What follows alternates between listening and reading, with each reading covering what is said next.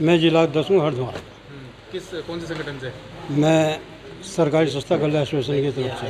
कितने? ये हमारे जो है all India fair price shop dealers federation Uttarakhand. कितने डीलर जुड़े हुए हैं इस संगठन से? 605 सभी जुड़े हुए हैं। सभी जुड़े हैं। आज आपने यहाँ पर जो है खाद्य सुरक्षा जो विभाग है, खाद्य आपूर्ति विभाग, उस पर जो है भ्रष्टाचार का आरोप लगाया। क्या आपको जानकारी है किस तरह से यहाँ पर भ्रष्टाचार होता है? हमारे यहाँ पे भ्रष्टाचार जो डीएसओ तेजवल सिंह है, ARO सनवाल है, उन्होंने इतना भ्रष्टाचार मचा रखा है।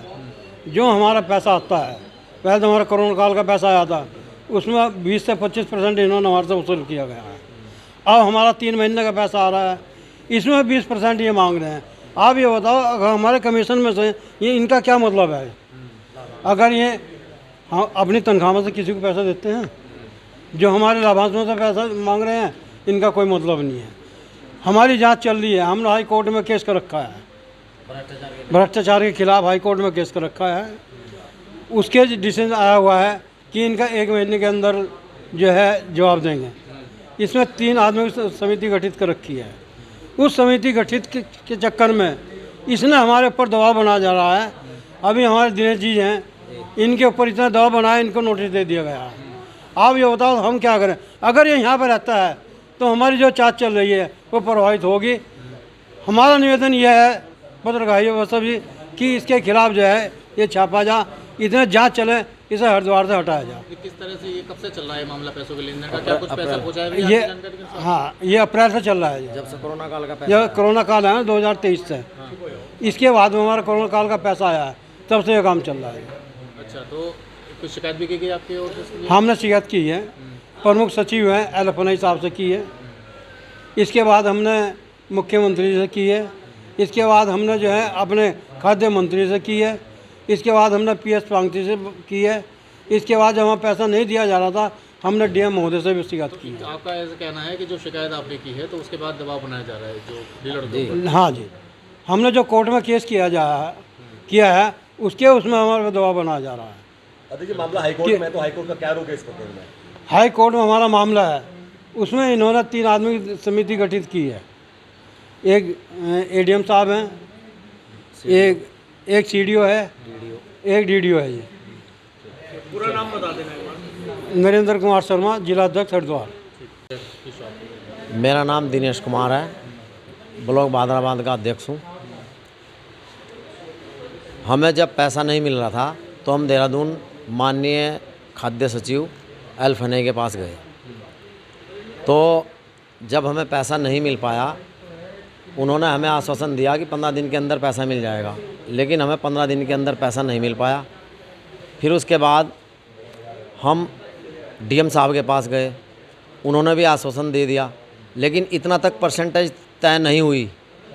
लाभांश पे परसेंटेज जो इनकी तय हुई 20 से 25, कभी 20, कभी 25, कभी 15, इस तरह ही है, अपना कमीशन तय करते रहे।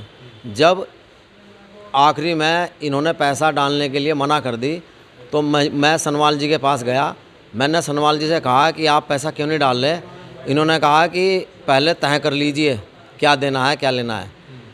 तो हमने कहा जो ऑफिस का खर्चा है थोड़ा बहुत वो ले लीजिए। इन्होंने कहा नहीं 15 से 25% के बीच में ही तय होगा। तो सनवाल जी ने फाइल फेंक के मार दी जब मैंने मना की कि हम कोरोना काल में कोई पैसा नहीं देंगे। उसके बाद इन्होंने हमारे खिलाफ़ कार्रवाई करनी शुरू कर दी और ये मेरी दुकान पे गए, इन्होंने मुझे दबाव में लिया और दबाव में लेने के बाद फिर हम फैने जी के पास गए कि जी वे मेरी दुकान पे आए, उन्होंने मेरे कागज़ उठा लिए। तो फैने जी ने फ़ोन किया, तब उसके बाद इन्होंने मेरे कागज़ वापस दिए। फिर उसके बाद इन्होंने 15 से 25 के बीच में इन्होंने परसेंटेज लिया। जो परसेंटेज लिया जाता है वो डायरेक्ट नहीं लिया जाता है, बीच में 1-2 आदमी हैं इनके, जैसे कि राकेश गुप्ता है और कनखल में सरदार जी का लड़का है जी। विभाग के लोग हैं? ये सरकारी सस्ता गल्ला विक्रेता ही हैं। राजकीय सहकारी समिति का ये डीलर है, जो राज्य समिति का डीलर है। उसको आप कह रहे हैं कि पैसा देने के बाद ही आपका पैसा रिलीज हो पाएगा? जी, हमारा पैसा हमें तभी मिलता है।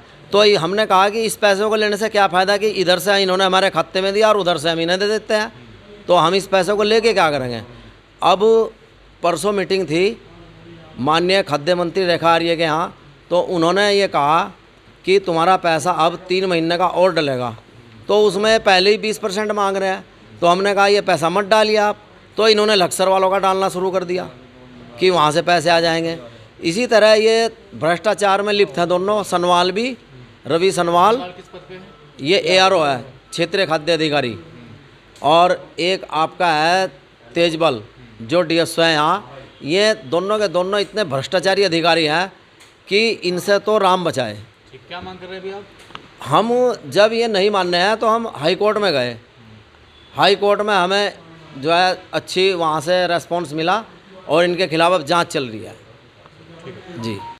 कुछ कार्रवाई की गई है उनके ऊपर, लेकिन बड़े गंभीर आरोप लगा रहे हैं विभाग के ऊपर, नाम लेकर आरोप लगा रहे हैं। ये मामला क्या है, क्या कहेंगे इस पर? कुछ ऐसे विक्रेता हैं जिनके द्वारा अनियमितता बरती जा रही है, उसमें उस संदर्भ में जांच भी चल रही है। और रही बात इन लोगों के आरोपों की, तो आरोप पूर्णतः निराधार हैं।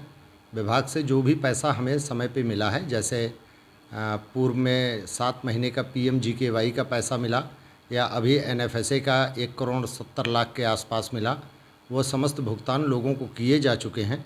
भुगतान को लेकर मेरे पास कोई शिकायत किसी की पेंडिंग नहीं है कि उन्हें पैसा ना मिला हो। रेस्ट जो कुछ दुकानदार हैं जो जिनके घर के लोग ग्राम प्रधान भी हैं, उन्हें नोटिस भी दिया गया है, और उनके में खाद्यान्न वितरण में और राशन कार्ड बनाए जाने में भी उनके परिवार के सदस्यों की भूमिका कुछ गलत तरीके से परिलक्षित हुई है। उस पर जांच चल रही, कार्रवाई चलेगी। इन्हीं सबको दृष्टिगत रखते हुए इनके द्वारा ये आरोप जो लगाए जाते हैं, वो सिर्फ अपने मामले में जो आरोप इनके बन रहे हैं उसकी पेशबंदी भर की जा रही है, और उनके आरोपों में कोई सत्यता नहीं है। ये कोई CDO की समिति है, कोई जांच कर रही है किसी तरह की? उनका कहना है कि जांच की जा रही है, इसलिए दबाव बनाने के लिए हमारे ऊपर कार्रवाई की जा रही है डीलर्स पर। नहीं, इससे संबंधित नहीं है, उन्हें गलत जानकारी है, इससे संबंधित बिल्कुल नहीं है।